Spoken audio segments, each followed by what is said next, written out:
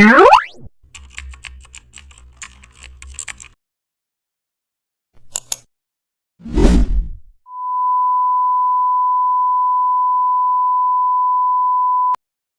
back to the channel. Don't forget to like, share, and subscribe my channel. Today we are explore how to create a modern text emphasis using tracking control in Photoshop. I type my headline and instantly reduce font size pressure. Calm.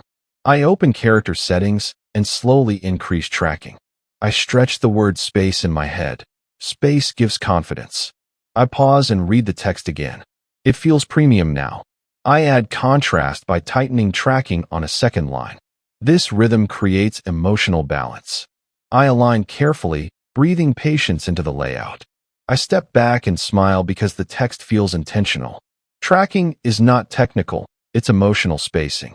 Once you feel that, your typography level upgrades forever. Thank you.